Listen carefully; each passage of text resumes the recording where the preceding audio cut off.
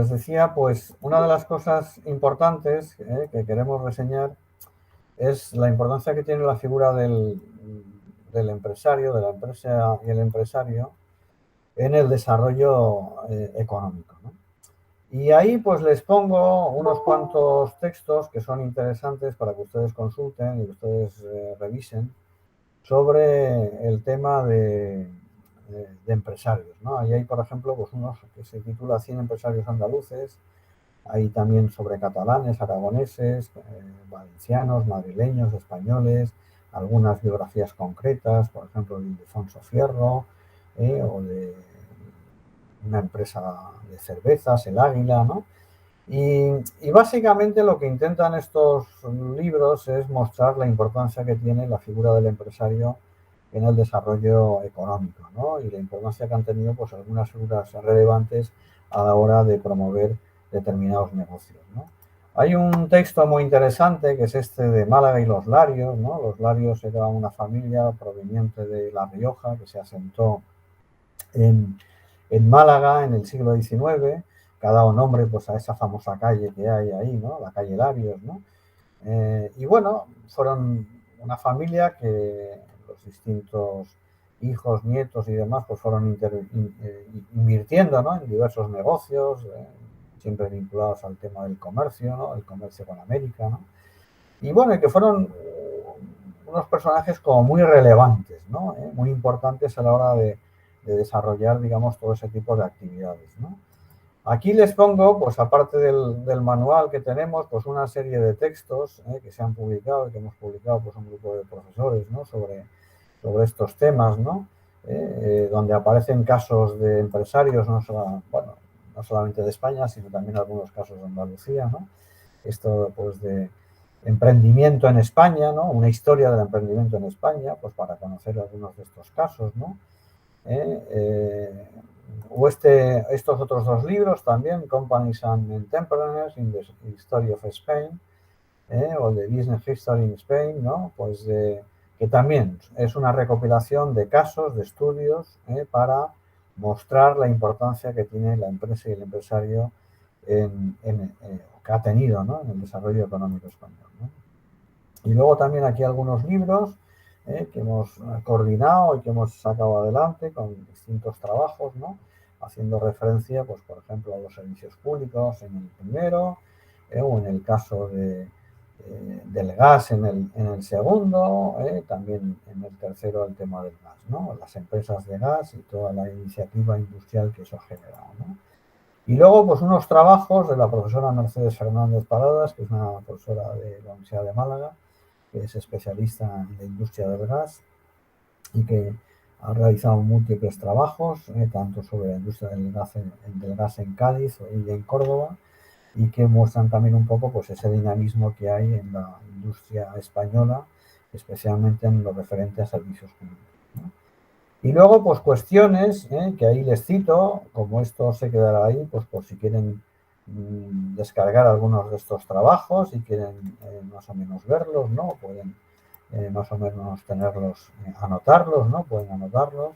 Son trabajos que algunos de ellos los pueden descargar en internet, pueden descargarlos gratuitamente y otros pues pueden también verlos a través de la biblioteca, ¿no? Pues algunos de los trabajos que ya les he mencionado, la referencia bibliográfica completa para que la tengan.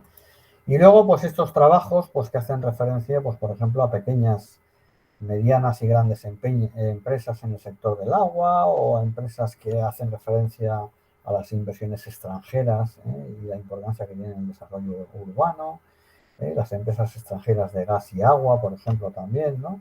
Que hacen, bueno, pues son estudios bastante interesantes donde aparecen pues empresarios españoles que son como intermediarios, que hacen como de intermediación entre ese capital que desea invertir aquí en España y bueno, y la actividad concreta que se quiere desarrollar en una zona o región, ¿no? Aquí hay más trabajos, la importancia que tienen los ingenieros, bueno, cuando no había escuela de administración de empresas o no había facultad para estudiar dirección y administración de empresas, pues normalmente eran los ingenieros los que tomaban esa iniciativa empresarial, ¿no? Los ingenieros, pues las escuelas de ingeniería eran unas escuelas muy avanzadas que tenían pues un gran, vamos a decir, pues interés, ¿no? En fomentar pues, determinadas iniciativas empresariales y entonces, bueno, pues en este sentido, pues estudiar la figura de los ingenieros en esa época y también ahora se están haciendo muchos estudios de ingenieros sobre todo por eso, porque son personas que han estado muy metidas en el mundo empresarial y este es el sentido que tienen estudiar pues esas figuras que han sido relevantes, ¿no? Tanto en la industria del gas, del agua, en los sectores públicos, en el ferrocarril, en fin, en muchísimas actividades económicas, ¿no? Y luego, por último, pues estos trabajos que hacen referencia también concretamente pues a los servicios públicos y la inversión extranjera en el gas y el agua y también pues a la distribución de agua en las ciudades españolas. Y bueno, como muchas de estas compañías pues tenían, vamos a decir, una gran presencia de estas figuras, de estos ingenieros, de estas figuras relevantes en el tema empresarial, ¿no? Bueno, básicamente si tuviéramos que hablar del tema, digamos, empresarial, ¿no? De hasta qué punto, pues, los empresarios, ¿no? Juegan un papel relevante en el desarrollo económico, pues yo diría que, bueno, hay que fijarse en varias cosas, ¿no? Hay que fijarse, por ejemplo, pues en lo que dice la teoría económica, que ha dicho la economía, los teóricos de la economía que han dicho sobre la figura del emprendedor, del empresario, ¿no? Y también pues acercarse a una serie de biografías, de empresas, de estudio de figuras concretas, ¿no? Para ver un poco cómo han interrelacionado la empresa con la política, con la promoción industrial, con el poder político, etcétera, ¿no? Bueno, lo primero que hay que decir es que la figura del empresario, y esto pues si cuando leáis el capítulo primero, la primera lección del manual, pues veréis que se hace referencia muy estricta y muy detallada de esa cuestión, ¿no? La figura del empresario pues es una figura muy controvertida, ¿no? Muy controvertida, ¿no? Está la concepción de mentalidad anglosajona, donde el empresario se le da pues un papel esencial, ¿no? En la creación de empresas, ¿no? Y luego, pues, a pesar de todo, pues se dice, bueno, en momentos determinados de la historia, pues se ha puesto en entredicho, ¿no? Bien es verdad que algunos economistas, como Cantillon, como Say, aparecen citados ahí en el texto. Algunos economistas, por ejemplo, pues de la economía clásica, como Stuart Mill, ¿no? Pues bueno, quizá no le han prestado mucha atención, bueno, han hablado pues de, bueno, que la empresa es importante como arbitraje para facilitar el equilibrio de los mercados. Jean-Baptiste Say, por ejemplo, pues sí que le dio un papel más fundamental al empresario. Algunos economistas de la escuela neoclásica, como Marshall, Alfred Marshall, pues sí que le dieron también un poco más de protagonismo. Schumpeter, por ejemplo, pues hablaba de bueno, que el empresario era una figura esencial en el desarrollo económico. Knight, por ejemplo, pues hablaba de la consideración que había que tener el riesgo, la incertidumbre que supone el empezar un negocio, que no sabe si va a triunfar o a fracasar, ¿no?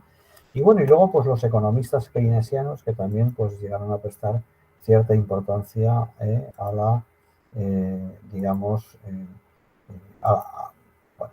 al empresario y a la empresa, aunque quizá pues le daban como más relevancia a todo el papel de la empresa pública, ¿no? Entonces, bueno, hay muchas escuelas, no voy a entrar en detalle, todo eso lo tienen ahí con bastante minuciosidad en el texto, ¿no? La escuela austríaca, por ejemplo, pues Kirchner habla del valor de la función empresarial, Carson habla de la toma de decisiones, Schein, por ejemplo, pues habla de cómo el empresario es un individuo emprendedor y que sabe encontrar y buscar oportunidades de negocio. La importancia del marco geográfico, por ejemplo, pues, en un sistema de ciudades, si están las ciudades bien interconectadas, ¿no? Pues eso facilita el desarrollo empresarial. La importancia del régimen político institucional, si hay un régimen político estable, asentado, pues eso también facilita, ¿no?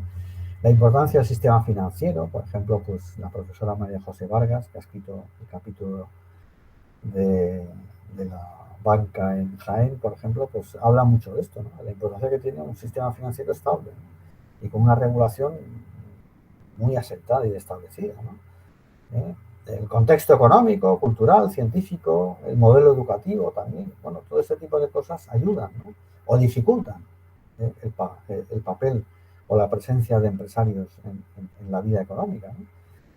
Bueno, hay otros economistas como Rosenberg, Basala, Nelson, Winter de la economía evolutiva. Hay economistas que defienden los costes de transacción como Williamson o Chandler, ¿no? Que ya hemos hablado de él en clase, hablando de la mano invisible. ¿No? Pues le prestan cierta presencia, le prestan cierta atención al empresario, pero también vamos a ir haciendo algunos matices. ¿No? ¿Por qué hay esa controversia y por qué hay esa visión deformada o quizá negativa del empresario? Pues quizá porque sea una herencia de la visión derivada de la revolución industrial. La revolución industrial genera una visión del empresario como una persona sin alma, explotador, que abusa de sus trabajadores, con unos salarios ínfimos. Algunos historiadores como Thompson y Hobsbawm han hecho hincapié en estas cuestiones, ¿no? También toda la escuela del marxismo, toda la escuela marxista, pues también ha hecho hincapié en este tema, ¿no? De la visión negativa, ¿no? Del empresario, ¿no? Hace unos años, en una conferencia de un ministro de Comercio, pues comentó esta cuestión. Bueno, pues cómo en algunos momentos se ha hecho, vamos a decir, leña del árbol caído, ¿no? Se ha hecho como se ha establecido como una visión muy negativa, ¿no? De la figura del empresario, ¿no? Que había que rehabilitarla, ¿no? Tener en cuenta que hoy día las tasas de paro que son tan elevadas, especialmente en una región como la nuestra, pues necesitan impulsar la figura del empresario, necesitan promover la iniciativa empresarial. Hace falta erradicar la lacra social del desempleo y esto solo se consigue con iniciativa, con la promoción de empresas, ¿no? Y hace falta que los agentes institucionales, ayuntamientos, diputaciones, Junta de Andalucía, Gobierno de España, Unión Europea, etcétera, etcétera, ¿no? Pues apoyen eso, y que se promueva esa iniciativa empresarial, ¿no? Y esto pues significa pues que tiene que cambiar la mentalidad, tanto desde el ámbito político, social, educativo, ¿no? Para todo ese tipo de cuestiones, ¿no? Hay un economista alemán, Donges, Jürgen Donges, que escribió un texto sobre la industria en España, ¿no? Curiosamente, es un economista alemán que es profesor de mérito en la Universidad de Colonia, pero nació en Sevilla, ¿no? Su familia en ese momento estaba ahí, es hijo de diplomáticos, ¿no? Y entonces, este economista, que habla perfectamente español, una de las cosas que comenta es que para desarrollar económicamente una región o un país es esencial impulsar la pequeña y mediana empresa. La importancia que tiene la pequeña y mediana empresa en el desarrollo económico es esencial. Y pone el ejemplo de Alemania. Él dice, bueno, Alemania sí, es un país que tiene grandes industrias, grandes multinacionales, grandes compañías, grandes empresas. Pero lo más esencial y las que más trabajo generan, las que más empleo dan, son las pequeñas y medianas, que muchas de ellas abastecen a estas grandes compañías, ¿no? Es el ejemplo de Toyota. Toyota en Japón pues, es una estructura empresarial, ¿no? La fabricación de coches, pero lo más importante de Toyota es todas las pequeñas y medianas fábricas que hay alrededor, que no son directamente de Toyota, pero que trabajan para Toyota y que aportan los suministros que necesita esa compañía, ese fabricante de coches, ¿no? Esto pues lo podemos ver, lo hemos visto en Linares con Santana, lo que supuso la desaparición de Linares en Linares de la compañía de Santana, y muchas veces lo que se ha hablado, ¿no? Por ejemplo, pues cuando había algún problema con Valeo en Martos, pues bueno, porque no era solamente la desaparición de Valeo, sino todas las compañías, todas las empresas, pequeñas y medianas que hay alrededor de ella, que suministran y que son muy importantes, aparte de otros efectos de arrastre que haya, ¿no? Bueno, las escuelas de negocios han hecho mucho hincapié en esto. Y ahí se comenta cómo Harvard y las escuelas de negocios han desarrollado y han hecho hincapié en la importancia que tiene la innovación educativa en el impulso económico, ¿no? Y es necesario estudiar, y por esto estamos estudiando casos y estamos estudiando empresas, para aprender de ellos, ¿no? Aprender de esos casos, tanto los positivos como los negativos, tanto los que triunfaron como los que se hundieron, ¿no? O los que desaparecieron, ¿no? Esta pregunta que siempre se hace, ¿el empresario nace o se hace? Es una pregunta que yo creo que no tiene mucho sentido, ¿no? Yo creo que el empresario sobre todo se hace, ¿no?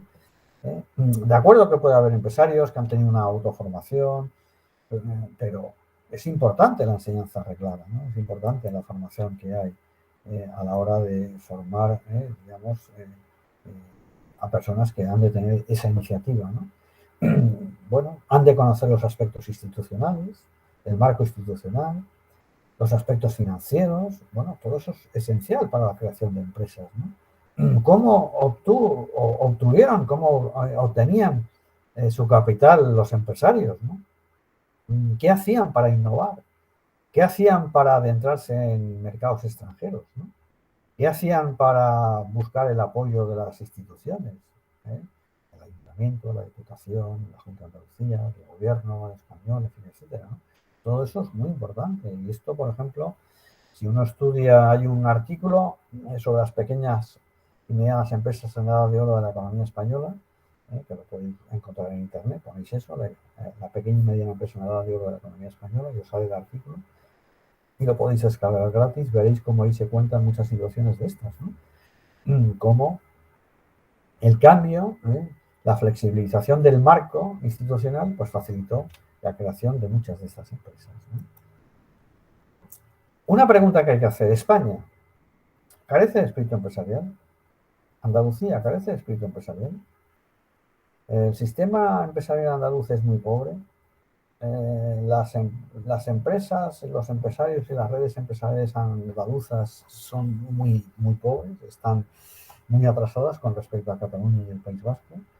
Bueno, yo creo que hay que tener en cuenta lo que hemos llamado el paradigma industrial, ¿no? Es decir, parece como que todo lo que no es industrial parece que no tiene un componente empresarial, ¿no? Y de ahí la importancia, pues, que hay que darle a las ciudades andaluzas, ¿no? A las agrociudades andaluzas, ¿no? ¿Por qué? Pues porque muchas veces son ciudades que no son capitales de provincia, pero que son importantes. Por ejemplo, por poner el caso andaluz, pues Úbeda, Baeza, Alcaudete, Villacarrillo, son ciudades de una relativa importancia, ¿eh?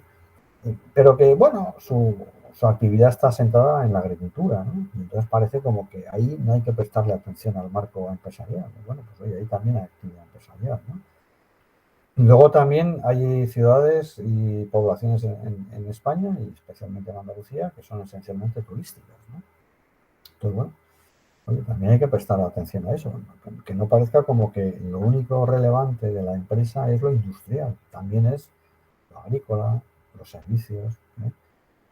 Ahora, hay que preguntarse, ¿cuántas cadenas hoteleras son de origen andaluz? Hay que preguntarse, oye, ¿somos capaces de instaurar? Tener en cuenta que normalmente los historiadores han hecho mucho hincapié en que España es un país esencialmente mercantilista, que solo busca los monopolios comerciales, los latifundios, las economías extractivas y rentistas, las rentas, el vivir de las rentas, esto que se dice, no, es que este vive de las rentas, ¿no? De lo que le renta una finca, una hacienda, del alquiler que cobra por un piso, por un garaje, una serie de garajes, de locales, en fin, lo que sea, ¿no? Y entonces parece como que los españoles o los andaluces somos como incapaces, ¿no?, de poner en marcha una actividad dinámica, competitiva y exitosa, ¿no? Y yo diría y preguntaría, oye, ¿qué pasó con el vino de Jerez? El vino de Jerez, ese triángulo que forman Jerez de la Frontera, Puerto de Santa María, Sanlúcar de Barrameda, en el sur de España, ¿no?, pues es uno de los espacios vitivinícolas más importantes del mundo, ¿no? Curiosamente, a mediados del siglo XVIII, no era el mayor en extensión de cultivo de viñedos, ¿eh? En esa zona, en esas poblaciones de Jerez, Sanlúcar, Santa María, Puerto de Santa María, se cultivaba la mitad de la extensión de los viñedos de Málaga. Sin embargo, Jerez supo internacionalizar su producto, supo venderlo en mercados extranjeros, especialmente en los británicos, y sin embargo, el vino de Málaga, los viñedos de Málaga, no fueron capaces de dar ese salto de una manera tan exponencial como hicieron los jerezanos, ¿no? Bueno, y sin embargo, la producción agrícola malagueña, la producción de vides, de vino, era muy superior a la existente en Jerez, ¿no? Hoy te paseas por muchos de esos campos, lo que eran campos de viñedos, ¿no?, malagueños, y hoy pues están abandonados o se han cambiado por el cultivo del aguacate, del chirimoyo, de productos tropicales, ¿no? Pero dice, bueno, ¿qué es lo que ha ocurrido ahí? ¿Por qué tuvieron éxito unos y no tuvieron éxito otros, ¿no? Esto es importante, ¿no? Claro, que los viticultores jerezanos, ¿no?, se lanzaran a conquistar los mercados internacionales, pues tuvo mucho que ver, especialmente los mercados británicos, ¿no? Y fueron capaces de competir con zonas muy fuertes como Burdeos y como Oporto. Los vinos de Burdeos y de Oporto estaban muy asentados. Eran, bueno, regiones muy, muy superiores, ¿no?, tanto en extensión de cultivo a las de Jerez, a la zona de Jerez. Y sin embargo, fueron capaces de imponer la venta de su vino. Fueron capaces de pelear en competencia con estos otros que llevaban más tiempo y que tenían más extensión de cultivo de vino, ¿no? Entonces dice, bueno, pues esto hay que estudiarlo, hay que analizar por qué lograron desarrollar y expandir y consolidar con éxito su industria en los mercados mundiales, por qué los jerezanos, por qué los vinateros jerezanos o los viticultores jerezanos fueron capaces de desarrollar, de consolidar con éxito su industria. Y sin embargo, otras zonas que producían más, como lo que acabo de comentar de Málaga, pues no fueron capaces, ¿no? Entonces, bueno, a veces los historiadores, los economistas, pues quizá ven a España, pues eso, como un lugar que recibe productos, los almacena y los distribuye y los vende a América, pero no es capaz de desarrollar sus propias industrias, ¿no? Simplemente se limita a vivir de esas rentas, de las rentas de Indias, ¿no?, del comercio de América. Lo que compramos en Bélgica y Holanda y en el norte de Francia y en el norte de Italia, lo traemos a España, lo cargamos en Sevilla en los barcos que hay en el Guadalquivir y los vendemos y los portamos y lo vendemos a América, a las colonias americanas, ¿no? Pero no somos capaces de desarrollar nuestra industria. Entonces, esas rentas que vienen de Indias tienen como un efecto anestesiador, son como una anestesia que nos impide desarrollar esa capacidad empresarial, esa capacidad innovadora, dinámica, pues que podríamos tener los españoles y los andaluces, ¿no? Entonces se dice, bueno, pues esto hace que España pues sufra un proceso de retroceso muy grande, se desindustrialice, pierda ese liderazgo que tenía con respecto al norte de Europa o el norte de Italia, ¿no? Y entonces se cambia la cultura del trabajo por la cultura de la renta. Y entonces, bueno, esa cultura rentista se traslada a América Latina y hace pues que solo importe la producción del sector primario, la agricultura, la economía de plantación y que, bueno, pues que no se impulsen industrias no solamente en España, sino también en América, ¿no? Bueno, yo creo que esto hay que ponerlo también un poco en entredicho y hay que cuestionarlo y nos tiene también que servir para ver qué cosas hacemos ahora, ¿no? Bueno, durante la primera revolución industrial, pues los empresarios no se formaban en las universidades, no iban a las escuelas, no había facultades de economía, ni facultades de administración de empresas, ¿no? Entonces, bueno, muchos de ellos provenían de la actividad comercial, de la industria a domicilio, del artesanado gremial, de la agricultura, ¿no? Y eran emprendedores con espíritu innovador, que vieron, oye, nuevas fuentes de energía, ¿no? Descubrieron pues nuevos materiales, oye, descubrieron el algodón. Hasta ese momento el algodón era algo que no se utilizaba, ¿no? Y vieron oportunidades de negocio. Oye, pues vamos a fabricar tejidos de algodón. Vamos a crear manufacturas destinadas ya no a un mercado local, sino a uno regional, nacional o incluso internacional, ¿no? Ya vamos a vender productos de algodón a un precio mucho más barato que los tejidos de lana. Los vamos a fabricar mucho más rápidamente, a un precio mucho más barato, y los vamos a exportar a cualquier parte del mundo, ¿no?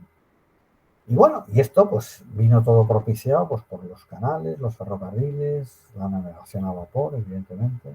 Todo esto facilitó estas cosas, pero bueno, a veces se equivocaban, había una especie de proceso de ensayo y error, acierto, me equivoco, pero bueno, saco experiencia, voy avanzando, ¿no?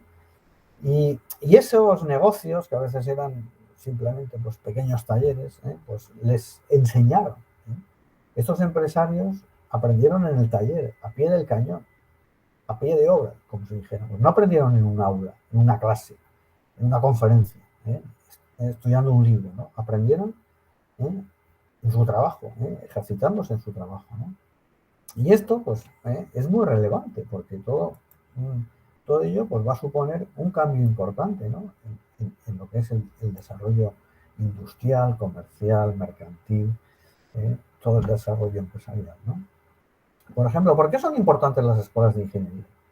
Pues son importantes por lo que hemos mencionado antes, porque daban una formación reglada, completa, muy completa, a una serie de personas que en principio iban con la idea de construir puentes, de construir carreteras, de construir ferrocarriles, ¿eh? De marcar las líneas por donde tenían que ir las líneas férreas o por donde tenían que ir una carretera, o hacer un puente, ¿no? Estos puentes que a veces todavía se ven en, eh, en la Vía Verde, ¿no? Estos puentes que todavía se mantienen en pie, ¿no? Y que son de esa época del 19. Pero sin embargo, ellos, en ese proceso, vamos a decir, de construcción, de fabricación de esos puentes, de esas carreteras, de esos ferrocarriles, advirtieron, bueno, se dieron cuenta que eran unos técnicos cualificados, ¿eh? Unos técnicos que muchas veces, la mayoría de ellos, trabajaban para la administración del Estado, que era un Estado liberal en construcción, ¿no? Pero se dieron cuenta que también ejercían como tareas de empresarios. ¿Por qué? Porque tenían que comprar los suministros, negociar un precio asequible, ver cómo podían extender el desarrollo de esa actividad, cómo tenían que aplicarla, qué poblaciones había que unir a través de esa línea férrea, en fin, etcétera, etcétera, etcétera. Entonces, muchos de esos técnicos, educados en esos centros de enseñanza superior, que eran las escuelas de ingeniería, pues se convirtieron en empresarios, se convirtieron en gerentes de numerosas empresas, ¿no? Esto pues lo vemos hoy día, ¿no? También hay muchos empresarios que son ingenieros, ¿no? Y en buena medida por eso, porque eran las escuelas de ingeniería las que daban esa formación reglada, ¿no? Entonces, el capital humano es esencial, y es esencial la formación, y es esencial el conocer, el aprender, el saber cómo se manejan, cómo se organizan los empresarios, cómo se organiza, cómo se maneja una empresa, ¿no? Cómo implanta una nueva técnica, cómo asumo un nuevo proceso de producción, un nuevo modelo de producción, cómo pongo en marcha al personal que tengo en mi empresa y cómo lo cualifico, cómo logro que sea personal cualificado. Y bueno, entonces, en este sentido, los ingenieros van creando una figura de empresario pues, de persona bastante cualificada, bastante cualificada, ¿no? Y entonces, bueno, pues esto va a ir cambiando, va a ir mejorando con el paso del tiempo y digamos que ya esta idea que había de que el empresario, vamos a decir, nace, o ya nace con una especie como de genes o en fin, ¿no? De carácter propio que le lleva a ser decidido, aventurero, emprendedor, etcétera, ¿no? O se hace, ¿no? Porque va ensayando, va teniendo equivocaciones, pero de esas equivocaciones aprende y va, ¿no?, advirtiendo lo que tiene que hacer y lo que no tiene que hacer. Y bueno, pues bien, es verdad, el empresario nace o se hace, pues habría que ver, ¿no? Pero el empresario también se forma. ¿Mm? Se forma. Fijaros en un dato que os voy a dar. A finales del siglo XX, o sea, no en el siglo XIX, sino hace pocas décadas, hace poco más de 20 años, en Andalucía, en un sitio como Andalucía, más el 44% de los empresarios andaluces no tenía estudios o solo formación primaria.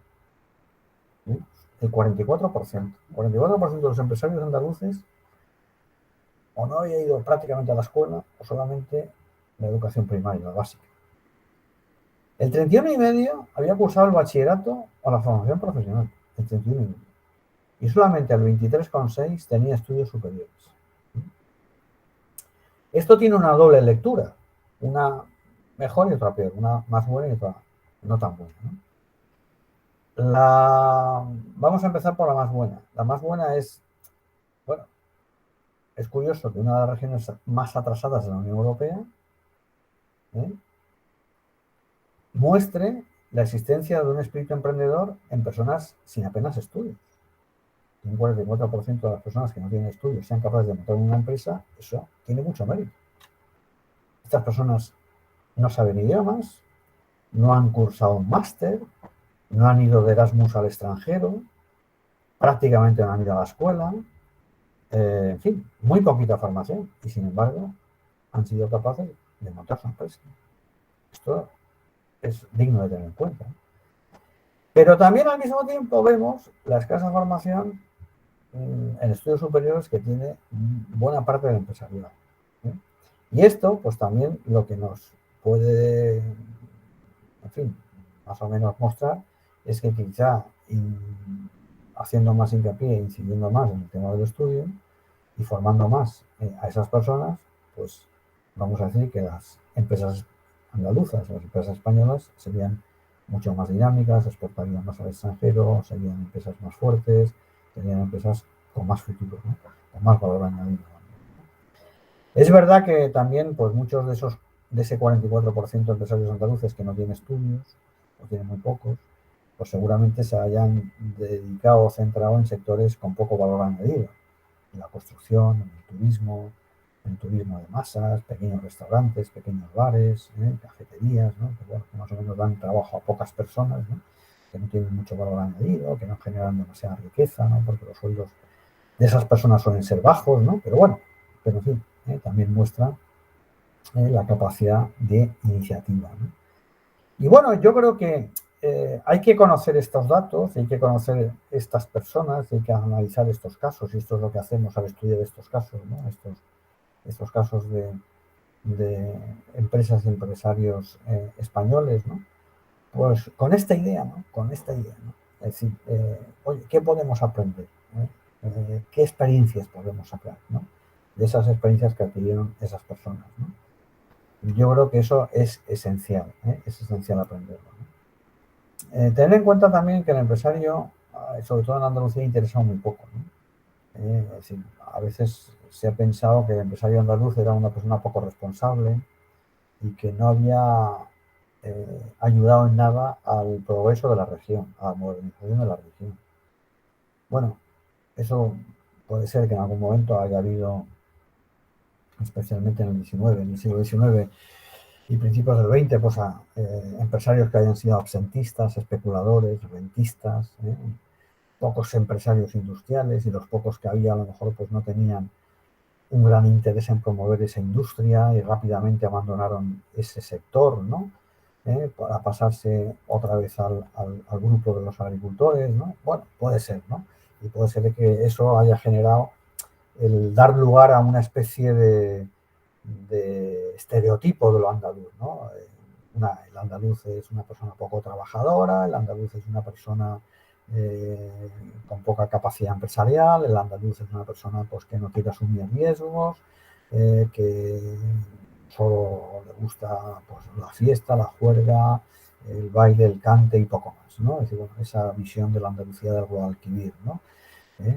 Entonces, bueno, pues hoy no es todo así, ¿no? No es todo así. Puede ser que en algunos momentos, en algunas situaciones o algunas personas entren dentro de ese estereotipo o dentro, digamos, de esa etiqueta, pero evidentemente no es así, ¿no? Es decir, el ser, el que haya más o menos actividad empresarial en Andalucía no se debe ni a la antropología ni a la genética, sino más bien a factores, bueno, pues que pueden ser los recursos físicos, el capital humano, el marco institucional, todo eso, ¿no? Yo creo que esto es lo más importante, ¿no? Entonces, bueno, pues oye, ¿qué tenemos que hacer, ¿no? Para que haya empresarios, más empresarios en Andalucía, para que haya más empresarios en España? ¿Qué tenemos que hacer, ¿no? ¿Por qué? Pues que esos empresarios van a crear empleo. Van a crear empleo. Esto es lo importante. Esto es lo importante y van a promover el desarrollo económico, ¿no? Entonces dice, bueno, ¿qué ocurre? Que los negocios requieren capital humano bien formado, bien cualificado. Y esto es esencial, ¿no? Esto es esencial. Entonces, hay que adaptarse a los cambios. No basta con tener una buena idea de negocio. Hay que ser capaz de llevarla a cabo. Y aquí la educación juega un papel fundamental. ¿Eh? Es decir, hace falta invertir en capital humano. Hace falta invertir en la formación de las personas. Hace falta invertir en, no solamente porque uno estudia en empresas o derecho, la carrera que sea, ¿no?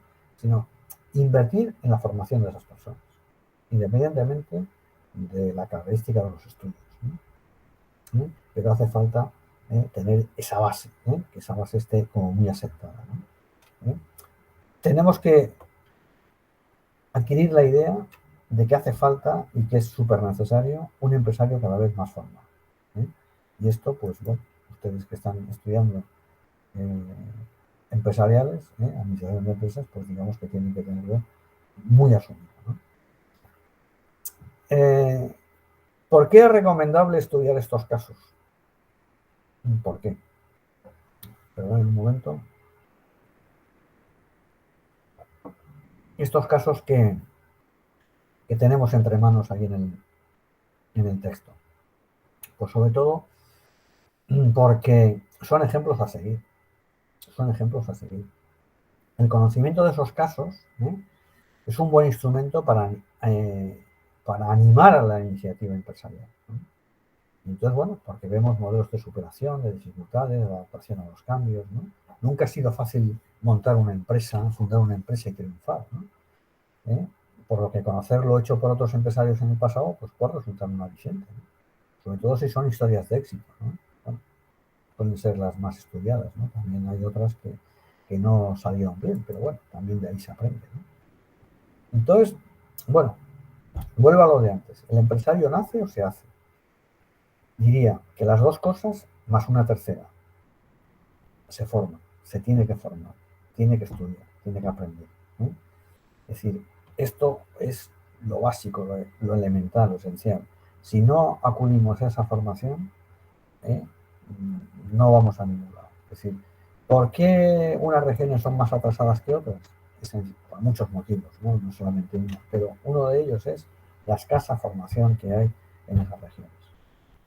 El atraso educativo que hay en esas regiones. Y esto se ve. ¿Por qué Suiza, siendo un país tan pequeño,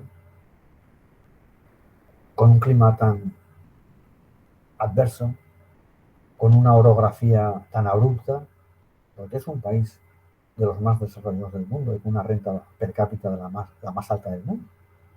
¿Qué ha pasado ahí? No tienen petróleo, no tienen recursos energéticos. ¿Qué pasa ahí, no? Un país tan pequeño, ¿no? Bueno, pues porque tienen el Instituto Tecnológico de Zúrich, que es una de las escuelas politécnicas más importantes del mundo.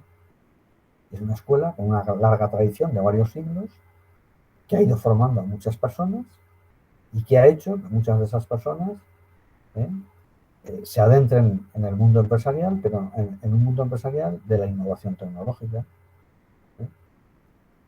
Solo hace falta mirar de dónde provienen pues esos aparatos que utilizan en las clínicas dentales, los aparatos que se utilizan en muchos quirófanos de muchas clínicas, microscopios para las operaciones de estas de microcirugía ocular, etcétera, etcétera, etcétera, ¿no? ¿De dónde provienen?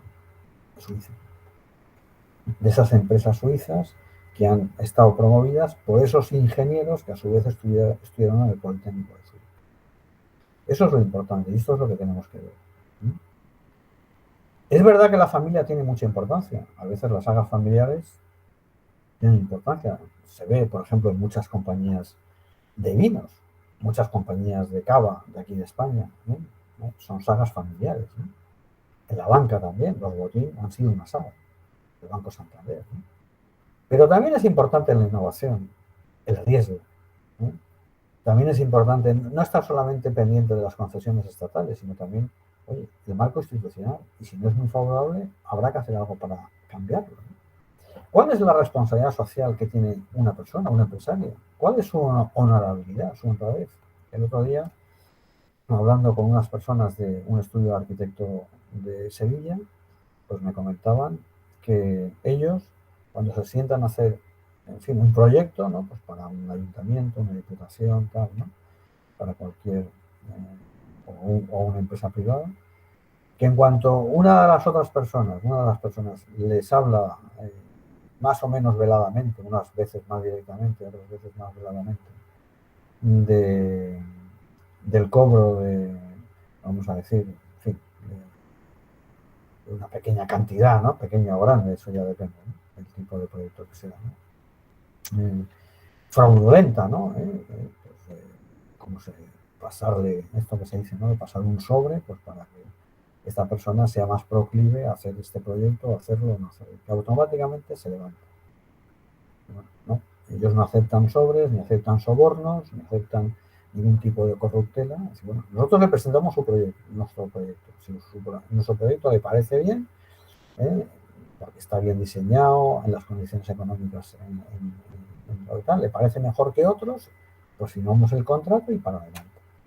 Pero no entro a darle a usted un soborno para que usted, en el pleno del ayuntamiento, informe favorablemente sobre mi proyecto y no sobre el otro. Usted tiene que informar favorablemente sobre mi proyecto porque es el mejor, el más económico y el más lo que sea, ¿no? Pero no porque yo le he pasado a usted una cantidad concreta, ¿no? Entonces, bueno, pues ese tipo de actuaciones hay que hacerlas, hay que tenerlas asumidas, ¿no? Bueno, es un caso concreto, ya digo, ¿no? De una empresa que además emplea a bastantes trabajadores, ¿no? Una empresa sevillana, ¿no? Y que decían, bueno, nosotros en el momento en el que se habla de esto, automáticamente nos levantamos y adiós, ¿no?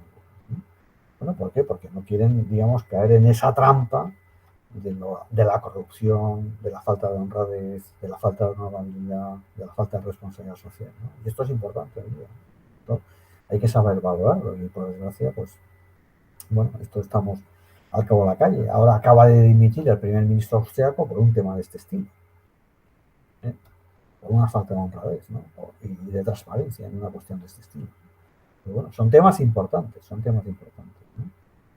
Bien, bueno, hay que quitarse esos estereotipos, ¿no? No, Cataluña y el País Vasco sí que tienen mentalidad empresarial, Andalucía ninguna, ¿no? Hay una serie de cosas que quizá allí se han dado que aquí no se han dado. Se ha dado un mayor nivel educativo, se ha dado una mayor inversión en el fomento del estudio de los idiomas, se ha dado un marco institucional y un ambiente propicio a la creación de grandes empresas, de medianas empresas, que a su vez estas, digamos, generaban otras más pequeñas, ¿no? Se ha dado un marco propicio a centros de investigación. ¿Cuántos centros de investigación tenemos en Andalucía? ¿Públicos o privados? ¿Cuántos? ¿Cuántos hay?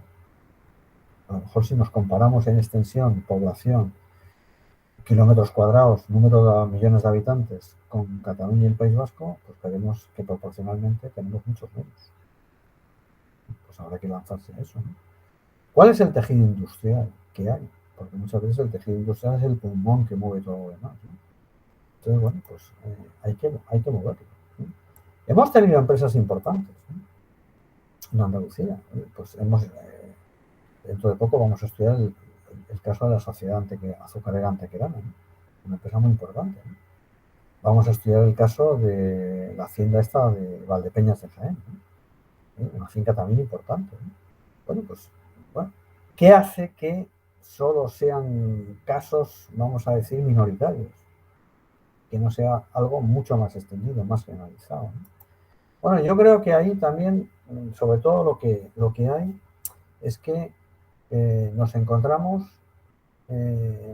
con que a veces nos cuesta darnos cuenta de la importancia que tiene la formación y la importancia que tiene la inversión en el exterior, el promover, vamos a decir, la internacionalización del producto, de la empresa, ¿no?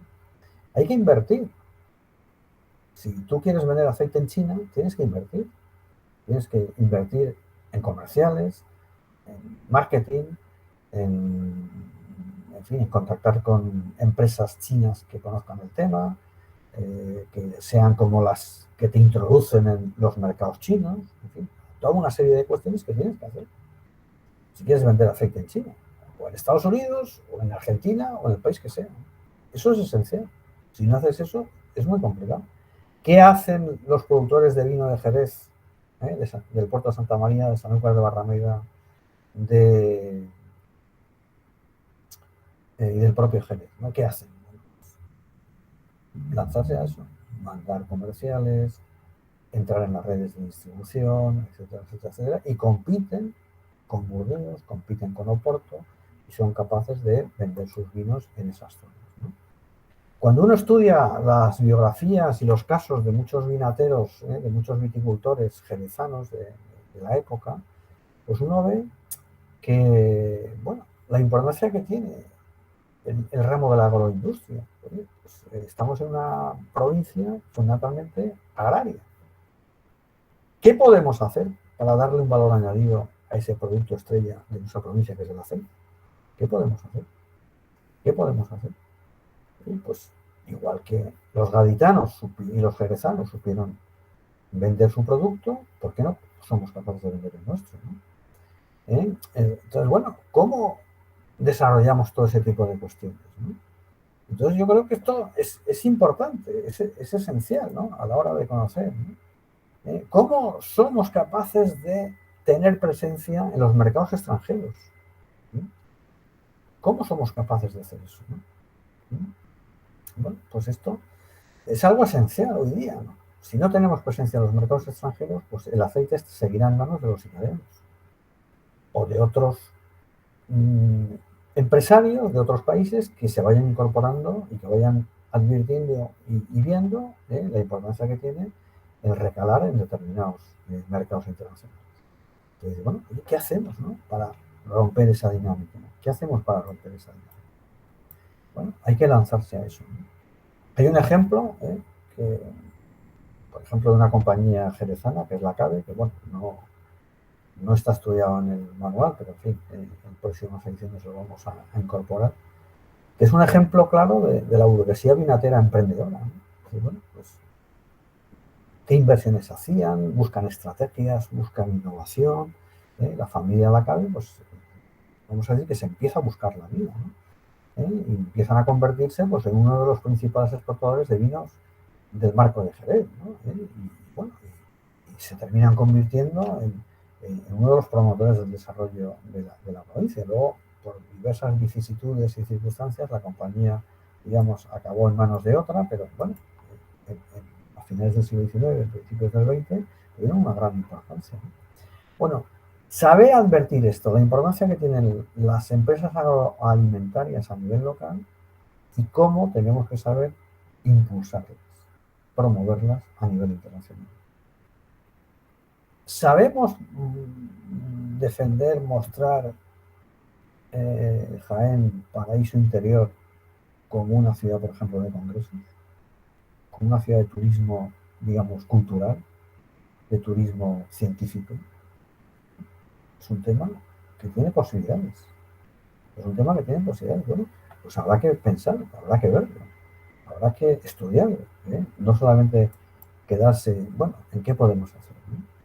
Yo creo que tenemos que ahondar en esta cuestión, en la importancia que tiene la educación para el desarrollo de la empresa y para el desarrollo económico. Por ejemplo, España genera el doble de alumnos universitarios que Alemania. El doble que Alemania. Pero sin embargo Alemania dobla el número de alumnos de formación profesional. Bueno, ¿por qué? Pues porque ¿esto qué significa? Que España tiene una excesiva cualificación en algunos campos, pero una nula cualificación en otros. No hay personas con capacidad intermedia para mandos intermedios, para instaladores, pequeñas y medianas empresas. Es difícil encontrar personas con esa capacitación. Esto pasa en el sector turístico, pasa en el sector industrial, en el sector agrícola, pasa en todos los sectores, ¿no? ¿Por qué Alemania tiene una tasa de paro inferior al 6% y España está por encima del 25%? Y algunas regiones como la andaluza, pues mucho más. Bueno, pues en buena medida por esto. Por ese desajuste que hay en el tema de la educación. En ese desajuste que hay en la flexibilidad en las relaciones laborales. En el tema de los contratos. Bueno, el tema de las exportaciones. Bueno, estamos buscando y pensando en países emergentes para exportar. En países que están empezando a crecer rápidamente. Estamos pensando en desarrollar, vamos a decir, que la sociedad mejore su visión sobre la empresa y el empresario, que no solamente se vea la política como el protagonista de la actividad económica, no, el protagonista de la actividad económica es la empresa, es el empresario, no es el político, ni es la política. El político lo que tiene que hacer es no poner trabas a las empresas, crear un marco favorable, un marco institucional favorable, unas leyes que propicien la creación de empresas, no que las dificulten. ¿Qué hacemos? Solo fomentamos las sociedades subsidiadas, los subsidios, las ayudas, o fomentamos la cultura del esfuerzo, del trabajo. Digamos, el éxito depende de mí. Esto es un poco lo que hay que postular, lo que hay que defender. Y básicamente, este texto, este capítulo, ¿no? Pues lo que intenta es hacer un poco mención de esto, de que hay que saber promover y defender la figura del empresario, que hay que saber defender y promover la cultura empresarial y que es indispensable el crear un marco y un ámbito propicio a todo ese desarrollo. En la medida en que eso lo hagamos, habrá más empresas, habrá más trabajo, habrá más empleos, habrá mejores salarios, habrá más desarrollo económico, etcétera, etcétera, etcétera. En la medida en que eso no lo hagamos, pues obviamente las sociedades se van empequeñeciendo, se van empobreciendo. Esto es básicamente lo que intenta, lo que plantea, digamos, este texto, ¿no? Bueno, yo les animo a que lo estudien con bastante detenimiento y a que, bueno, pues vayan ahí sacando adelante, pues, todas estas ideas que hemos ido un poco, ya digo, resumiendo en esta hora y poco más, ¿no? de intervención que he tenido, pero bueno, un poco para que vayan desglosando y pensando todas estas cuestiones.